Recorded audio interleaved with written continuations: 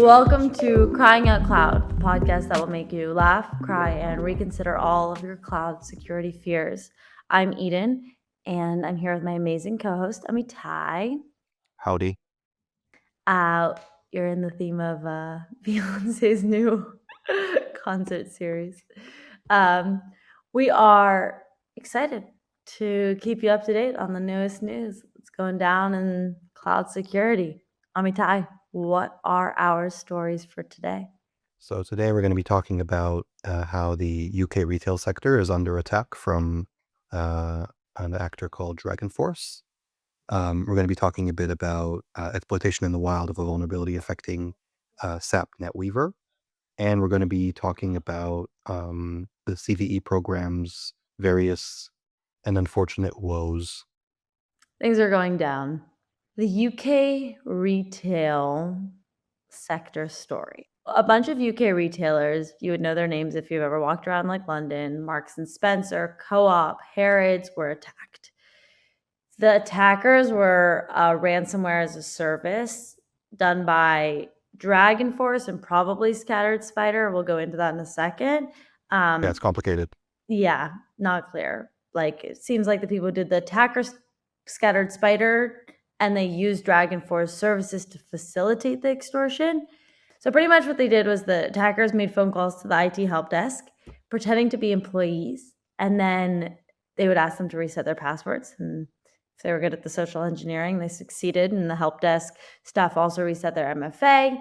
And then once they were inside with their new credentials, they escalated their privileges. And then ... they stole sensitive customer data and also deployed the DragonForce encryptor to encrypt the compute on the network. Like, we don't have all the details. Like the general understanding of what's going on, beyond the people involved in like the actual incident response that are on the ground that obviously know what's going on, and obviously the security teams at these companies know what's going on. But in terms of what's known publicly, it's basically a mixture of like rumors going around, things that the companies are saying happened, things that customers are experiencing, like people can't approve transactions when they try to buy things. The stores aren't stocks, things like that, and a general understanding of what threat actors like these threat actors have been doing in the past.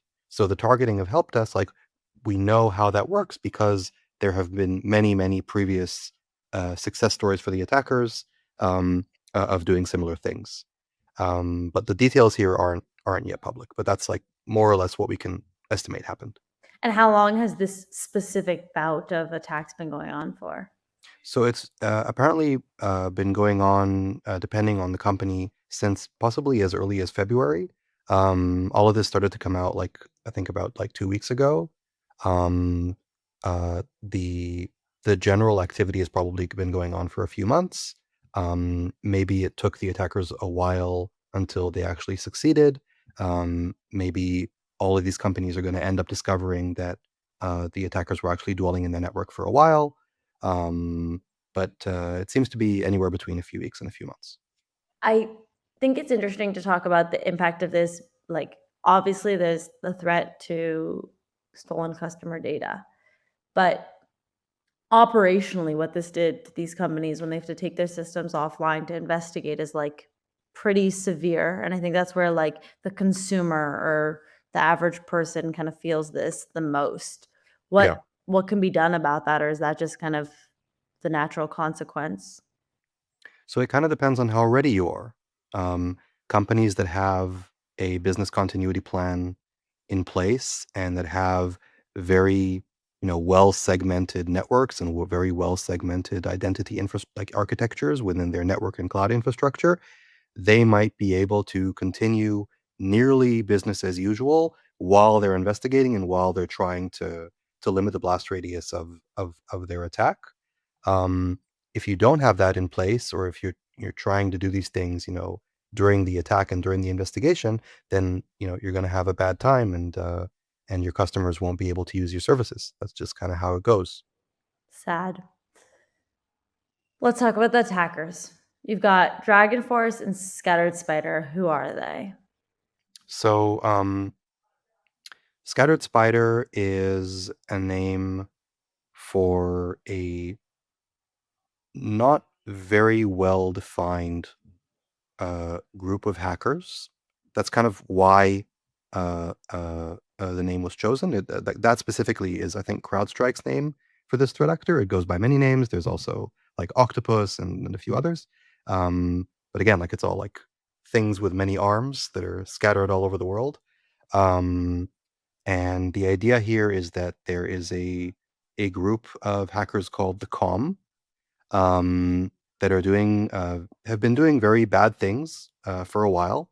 Some of them have been arrested since they began, and that's kind of why this activity sort of comes and goes. But they are still very much alive and still very much doing what they do. And the way they usually do things is they usually target like a sector. They usually target like a group of companies that all have the same parameters, that all have the same behaviors, just because they might develop like a system that works for them against one company, and then if it works against one company in that sector, a good chance that it'll work on another company in that sector, just because you know in the same sector you might have the same third-party suppliers, you might be using the same type of software, you might have the same conventions, the same culture, and then like what works for against one company will work against another. Now, DragonForce specifically is what's known as a ransomware as a service operation. And the idea is that there are many parts of doing an extortion or ransomware operation that kind of stay the same between operations. Like you need malware to do the encryption. You need to set up a website where victims can log in and communicate with your extortionists. Um, and all of this, it can essentially be They have the outsourced. best front-end designers for this website. Yes, they do. Like they have front end designers, and they have people who talk on the phone, and they have people who are skilled negotiators, and they do all of this stuff for you. And they sort of do this as like a franchise, so like you can associate yourself with DragonForce. And it seems like what's going on here is that people who are associated with the com are basically working through DragonForce or as part of DragonForce, and using initial access techniques that are very, very reminiscent of how Scattered Spider do things. Scattered Spider, they sometimes use phishing, they sometimes use, they call the help desk, like you mentioned. They have various ways of doing things, but they're pretty typical of the way they work. But, this could also be, in theory, a copycat. It could be someone who just like says, oh, I see that Scattered Spider, what works for them could work for me as well. Yeah. Um, but I think, but at the moment, it's still a bit unclear, at least in terms of what's known publicly. Another thing that is known publicly, though, is that the attackers, when they're talking to the media, told them they wanted to be known as Raymond Reddington and Dembe Zuma, characters from the Blacklist. And by mentioning that on the air, we're basically serving their goals. But I mean, We it are is the funny. media, so Yep. the DragonForce group is doing something very, very clever, and it is social engineering that is very effective. Like, you think about the world's, like, most intelligent, sophisticated hackers, and, like, this doesn't require that sophistication and that level of skill and expertise. This is like, can you convince a help desk person to reset your password? Yeah. Um, and I think that we're seeing a lot of this. Can you talk a little bit about why it's so frequent, what we do about it? So I'll say that it's sort of like if you were able to find a software vulnerability in software commonly used by, let's say, UK retailers, then this is the social engineering equivalent of that. Like you were able to find, I don't know, mental or cultural vulnerability in the way that these help desks work, and you might have companies outsourcing their help desks to a third party, and then like if you've managed to convince the person operating the help desks at a given time or on a given day to give you access to something that they shouldn't, then that might work again. That might work again tomorrow. It might be someone, who is, it might be a personal thing. Like it might be someone who is gullible or naive. It can happen to the best of us. Like every person in their life has probably fallen for phishing to some degree.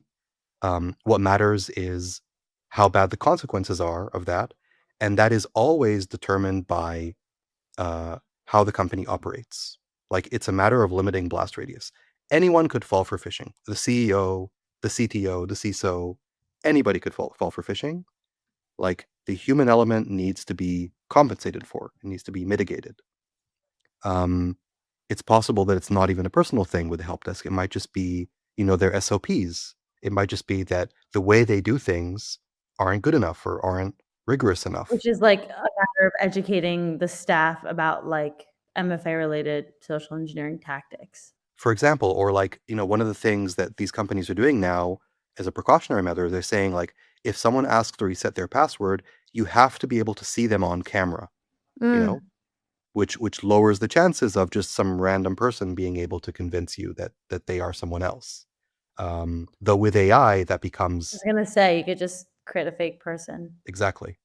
So like ideally, you'd only want these things to be done in person, but with global companies and remote companies, that isn't always possible. One of the things that Lapsus did, which is another threat group that were targeting a lot of companies a few years ago using similar techniques. One of the things that they did, which was relatively unique, is they would pay off people. Like they would put like a bounty and say like, if you work for this company, we'll pay you $10,000 if you give us your username and password. And apparently they succeeded a few times, at Yeah. least according to their own claims. Which goes back to blast radius. Yes, exactly. No one employee should have like God mode on on the company network or in the cloud. So what should you do if you don't want to be their next victim? So you should definitely make sure that you are strengthening help desk verification procedures for password and MFA resets. As you mentioned, you need to educate staff about social engineering tactics, particularly related to MFA resets and password resets.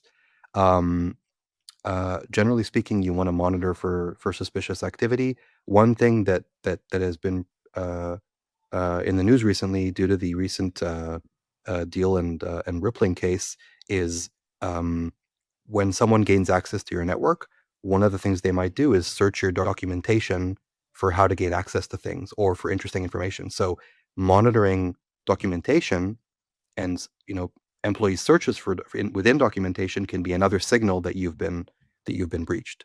And again, you need to have identity and network segmentation. No one user should have access to everything. Um, and you need a business continuity plan. You need to simulate things. If I was a company in the retail sector right now, I'd take a day with my security team or even a few days, and I'd do a tabletop exercise of, let's say we were attacked Mm. today. What would we need to do? What would we need to shut off? Where would we have backups in place? How fast can we do this? Like let's simulate the response. Next story, the SAP Netweaver. What is the SAP Netweaver? It is a HTTP server for web apps that are developed by SAP. It is a pretty old piece of software, kind of gives 90s vibes. For sure. Yeah. And there was a vulnerability that was found that was exploited as a 0-day in the wild. They released a patch. It had a 10.0 CVSS score, super serious, and allowed unauthenticated attackers to upload arbitrary files and execute code on the affected systems. NetWeaver has a component called Visual Composer. I will say that I am no expert when it comes to SAP software. Like this is all proven very complicated for me, and so a lot of what I say is based on things that I've been learning over the past few days.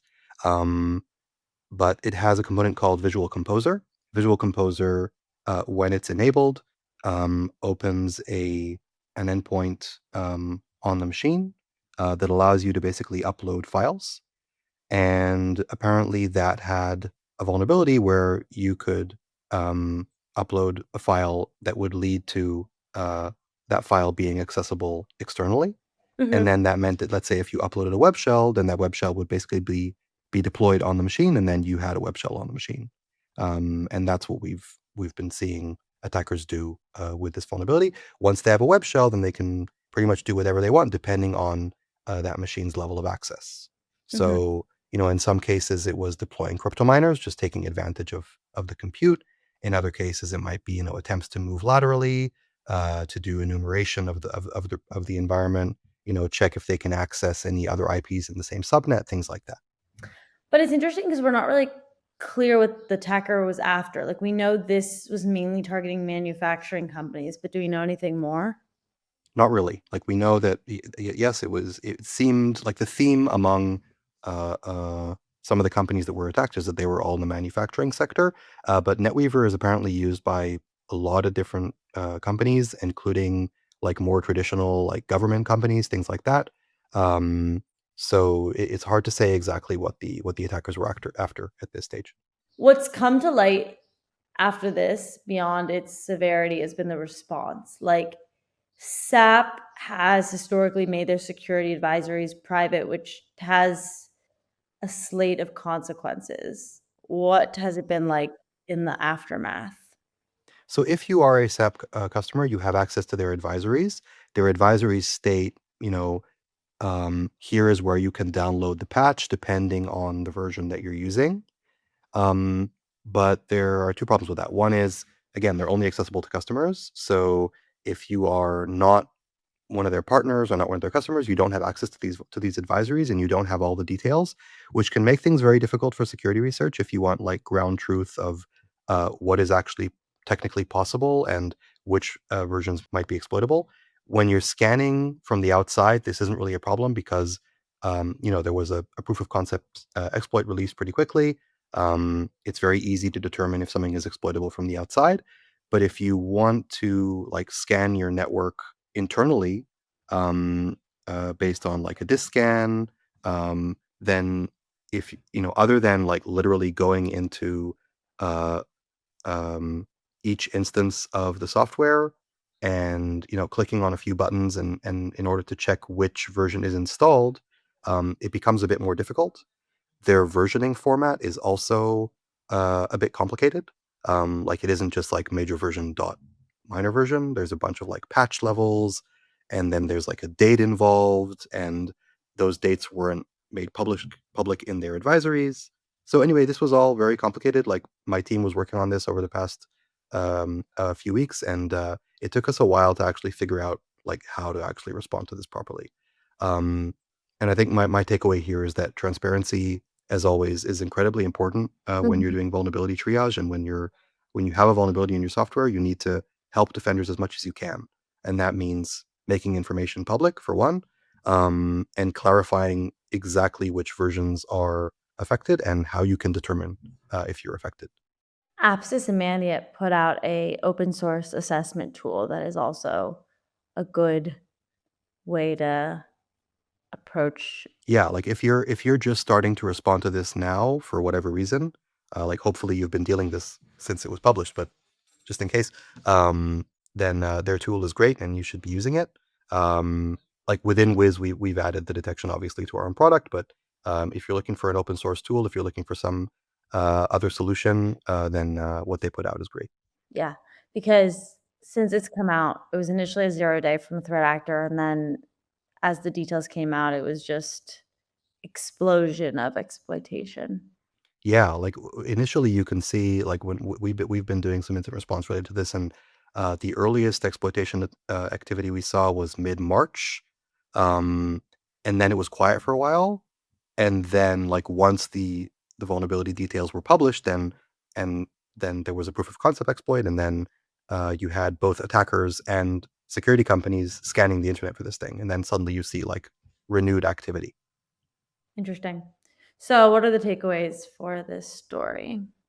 For SAP customers, obviously, figure out if you're using Visual Composer and apply the patch.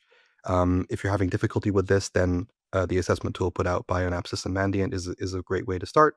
If you're a Wiz customer, then just use Wiz. Um, and other than that, lessons for the security community, transparency is incredibly important when it comes to vulnerability response, especially when it comes to closed source software. Solid. Okay. Now our next story is the CVE program woes. So, CVE, Common Vulnerabilities and Exposures Program, is a really important part of the global vulnerability management processes and community. And it has been for like a lot of years, 26 years. I think they've been running. Older And than many people in the community. yeah, they outdate a lot of us. There was a bit of a scary moment recently where there was a funding crisis, and MITRE, which is the nonprofit that manages CVE program, said that its contract with the DHS, the Department of Homeland Security, was going to expire, and they wouldn't have the funding to continue. And then last minute, there was an extension, and after much public outcry, CISA gave them a 11-month extension to the contract. So there was no immediate disruption. But, and this is the big but, this opened up a Pandora's box of conversation about the uncertainty of its future and making sure it has long-term funding and the program's vulnerability in being tied to a single source of funding. What do they do? High level. So the CVE program is basically at the most basic level, it's a database. The people who can contribute to that database are generally called CNAs. Um, and the way it works is a new vulnerability is discovered either by a software vendor that discovers it on their own or by a security researcher. And then the community needs a common way to call this vulnerability, like so that everybody knows what everybody else is talking about, and so that it's automatically ingested into everybody's vulnerability feeds, so everybody knows that this thing exists, as it happens. And the idea is that you can basically register a CVE, which is an ID, a unique ID, formatted as like CVE slash dash the year and then dash a unique identifier. And then that is usually tied to a specific piece of software, specific version ranges, CWEs, which are basically like more general categorizations of vulnerabilities. And the idea is you have like a taxonomy of everything that is wrong with any given piece of software, so that you know exactly which versions are affected, and then you can determine if you are affected.